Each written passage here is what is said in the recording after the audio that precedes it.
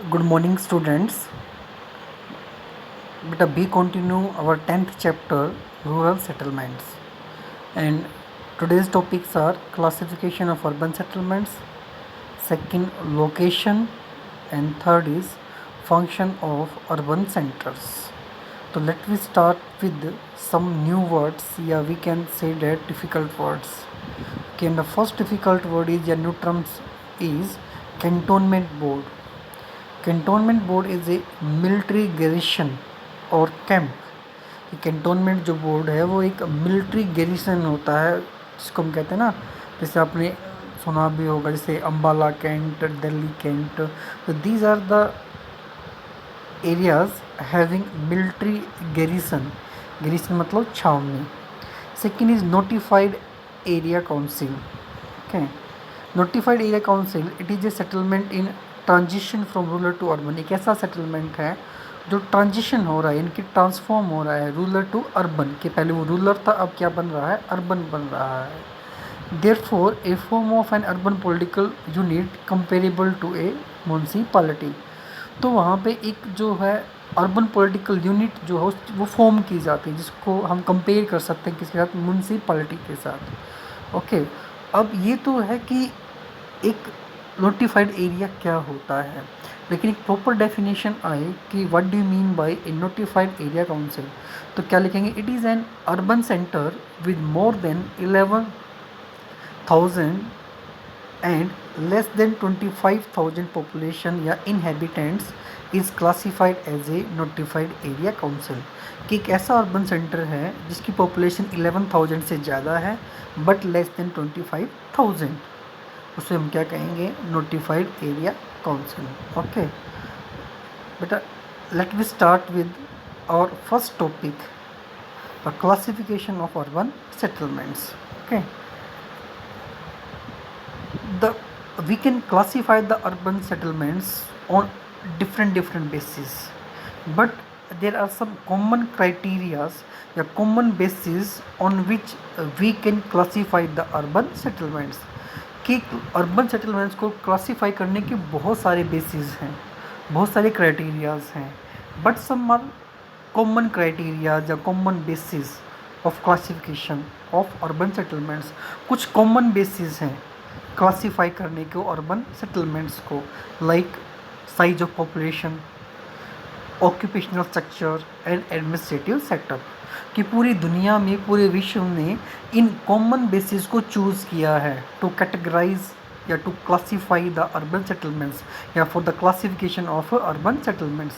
कि पूरे वर्ल्ड में इन्हीं क्राइटेरिया के बेसिस पे, इन कॉमन बेसिस, इन्हीं क्राइटेरिया के बेसिस पे जो है पूरे वर्ल्ड में जो अर्बन सेटलमेंट्स उनको क्लासीफाई किया गया है, उनको कैटेगराइज किया गया है. ओके, तो फर्स्ट इज़ क्या था, common criteria population size. Let we discuss in detail. Population size, देखो, the population size should be large. Population का साइज़ कैसा होना चाहिए, लार्ज होना चाहिए. किसके लिए, इफ किसी एरिया के लिए जो अपने आप को डेजिग्नेट करना चाहता है एज ए अर्बन सेंटर के रूप में. Okay, but the lower limit of population size for a settlement to be designated as urban.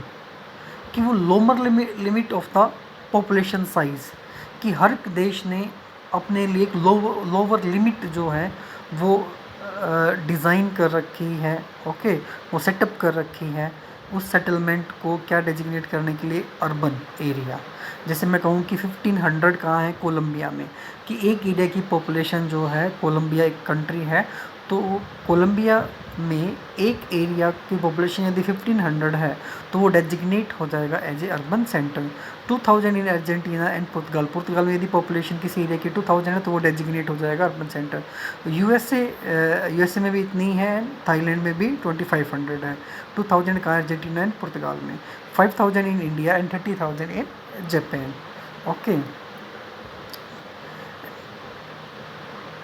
beside the size of population, density of 400 person per square kilometer and the share of non-agriculture workers are taken into consideration in India. अब इसने India का थोड़ा सा और preference दिया है.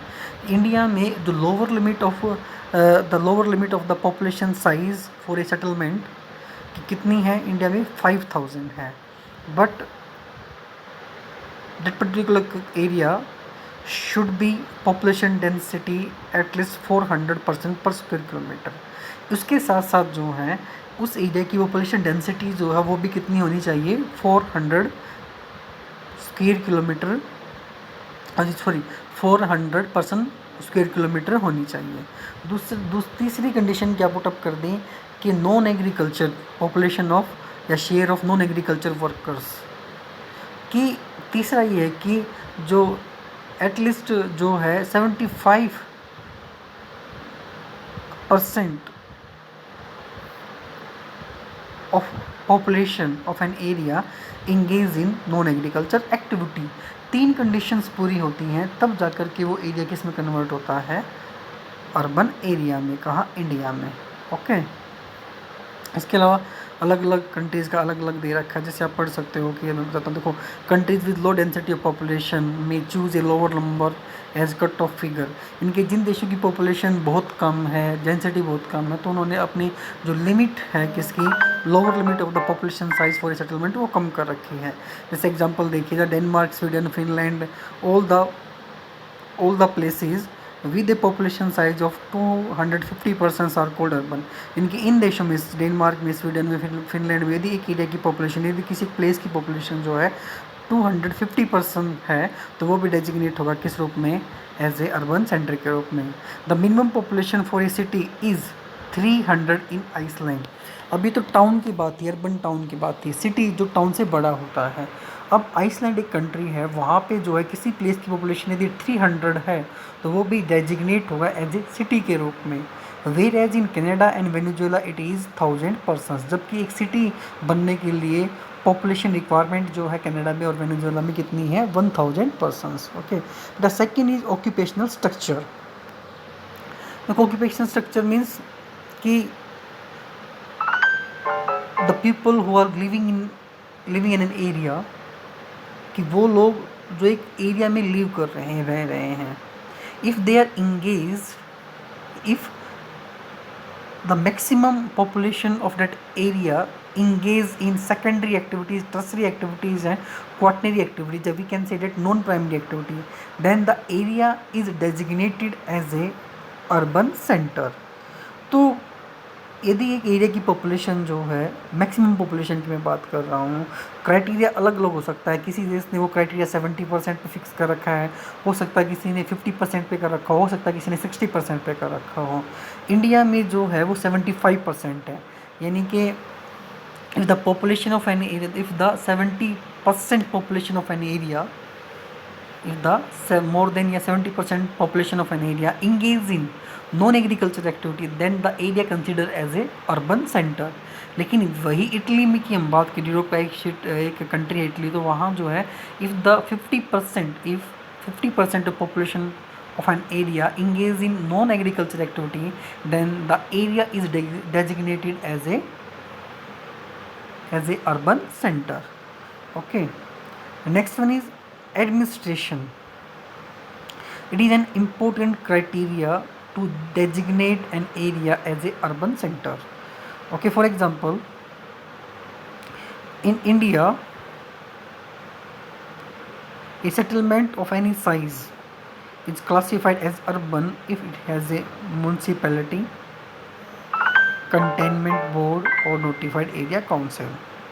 India में है, यदि एक सेटलमेंट है, एक एरिया है, एक प्लेस है, एनी साइज, उसका पॉपुलेशन साइज कुछ भी हो, डेंसिटी कुछ भी हो, if that area having municipality, cantonment board, notified area council, then it called urban area, designated as a urban area.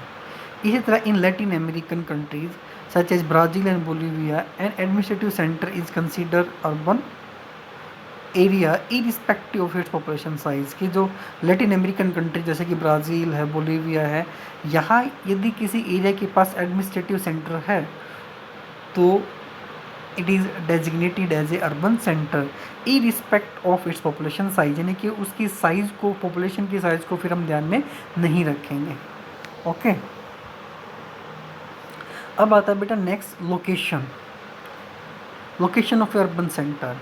Okay, location of urban center is depend on their function, कि एक area की जो location जो है, एक urban centre की location जो है वो डिपेंड करती है डिपेंड ऑन देयर फंक्शन, कि वो किस तरह के फंक्शंस जो है परफॉर्म कर रहा है उसके ऊपर डिपेंड करती हैं. For example, the sitting requirement of a holiday resort. अब सीधी सी बात है, a sitting requirement of a holiday resort. अब किसी को एक हॉलीडे रिसोर्ट खोलना है, ओपन करना है, तो वो कहाँ करेगा? सीधी सी बात है, it is quite different from than an industrial town. Industrial town से डिफरेंट होगा. And far away from the industrial town से दूर भी होगा. And far away from the military centre और ए सी पोर्ट, सीधी सी बात उनसे अलग होगा. तो फंक्शन कैसा है, what kind of activities perform in a particular area, कि किस तरह की एक्टिविटी एक एरिया में परफॉर्म हो रही है, इस चीज़ के ऊपर डिपेंड करेगी उसकी लोकेशन, कि वो किस तरह की एक्टिविटीज़ को परफॉर्म कर रहा है. Okay, strategic towns required site offering natural defence. जो स्ट्रेटेजिक टाउन्स हैं वो जनरली वहीं पे लोकेट करेंगे जहाँ उन्हें नेचुरल डिफेंस मिलेगा, यानी कि उन्हें जहाँ सुरक्षा मिलेगी. Okay, next one is mining towns are required presence of minerals. Yes और नो. अब मिनरल टाउन्स कहाँ, जब मान लो कोई मिनरल टाउन्स की हम बात कर रहे हैं, माइनिंग टाउन्स की हम बात कर रहे हैं, माइनिंग टाउन, तो माइनिंग टाउन के लिए क्या लोकेशन रिक्वायरमेंट है? ये क्योंकि मुझे माइनिंग टाउन बसाना है, तब कहाँ बसाओगे? इंडस्ट्रियल एरिया में तो बसाओगे नहीं. कहाँ उसे सेटअप करोगे, कहाँ उसे बिल्डअप करोगे? Where availability of economically minerals, valuable minerals, जिस एरिया में अवेलेबिलिटी है किसकी? इकोनॉमिकली वैल्यूएबल मिनरल्स की, वहाँ पर जो है हम क्या करेंगे, उन सेटलमेंट को एस्टेब्लिश करेंगे. ओके, तो अब क्वेश्चन हमारा यही था, स्टार्टिंग में यही बात हुई थी कि the location of a settlement depends on its functions, उसके फंक्शंस पे डिपेंड करती है.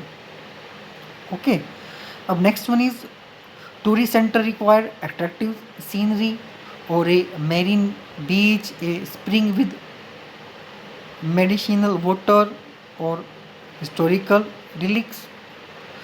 अब देखो सेकंड क्या आ गया कि एक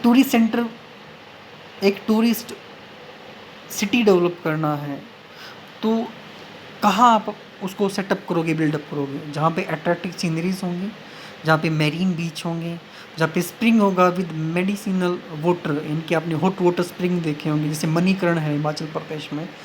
तो अब वो कहा है मेडिसिनल वाटर है, यानी कि अब उस पानी में यदि आप नहाते हैं तो कहते हैं कि जो स्किन के जो जितने भी डिजीज़ हैं वो दूर होती हैं, ठीक होती हैं, मेरी रिलीफ मिलता है.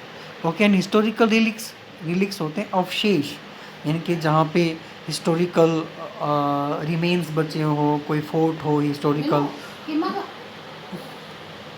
हिस्टोरिकल जो हैं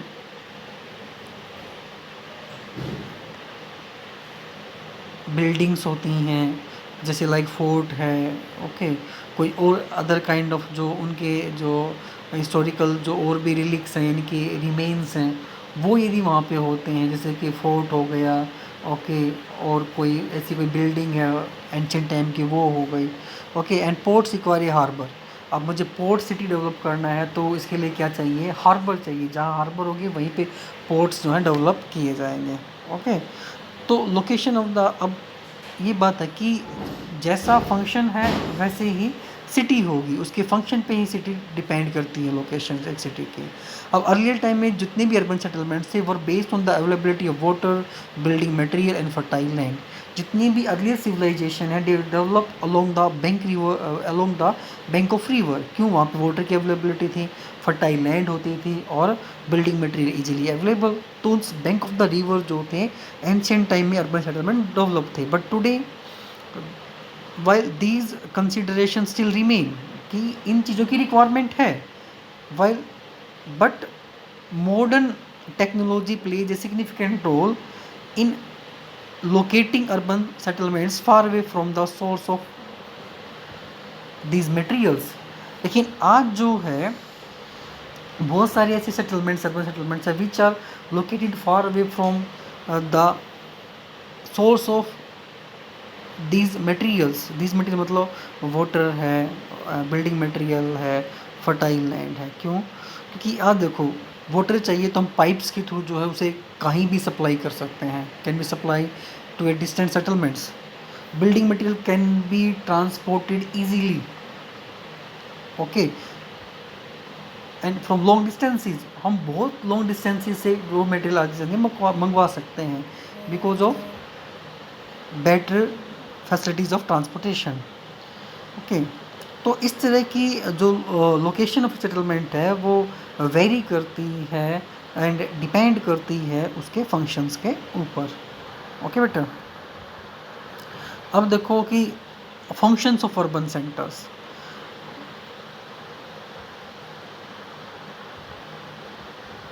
फंक्शंस ऑफ अर्बन सेंटर्स कि अब फंक्शंस ऑफ अर्बन सेंटर्स क्या है कि अर्बन सेंटर्स जो हैं perform different kind of functions, administrative functions, trade, industry, defence and the religious functions.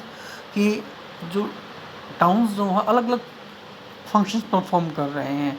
कोई ट्रेड की कहीं पे इंपॉर्टेंस है, कहीं की इंडस्ट्री की कहीं पे इंपॉर्टेंस है, यानी कि इंडस्ट्रियल वर्क को ज़्यादा इंपॉर्टेंस दी जा रही है, कहीं पे डिफेंस को ज़्यादा इंपॉर्टेंस दी जा रही है।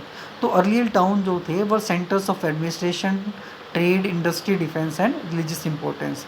The significance of defence and religion has differentiating functions as declined in general. कह रहा है कि आज जो सिग्निफिकेंस है वो कम हो गई किसकी, डिफेंस और रिलीजन की, कि इस तरह के फंक्शंस जो हैं कम परफॉर्म किए जा रहे हैं, इनकी ऐसे सिटीज़ कम बसाए जा रहे हैं जो इनकी स्ट्रेटेजिक इंपॉर्टेंस है।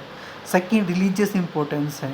ओके, आज उन सिटीज़ की इंपॉर्टेंस ज़्यादा है जहाँ पे ट्रेड हो रहा है, जहाँ पे इंडस्ट्री फ्लोरिश कर रही है, जहाँ पे एडमिनिस्ट्रेटिव वर्क हो रहा है। तो आज जो इम्पोर्टेंस जो है एडमिनिस्ट्रेटिव सेंटर्स की ज़्यादा है, ट्रेड सेंटर्स की ज़्यादा है और इंडस्ट्रीज़ की ज़्यादा है। Okay, today several new functions such as recreational, residential, transport, mining, manufacturing most recently, कि अभी जो है कुछ न्यू फंक्शंस परफॉर्म करना स्टार्ट हुए हैं बाय द अर्बन सेंटर, जैसे रिक्रिएशनल, एंटरटेनमेंट के लिए। जैसे बहुत सारी ऐसी सिटीज़ हैं, अर्बन एरियाज़ हैं जो रिक्रिएशनल एक्टिविटीज़ के लिए इम्पोर्टेंट है।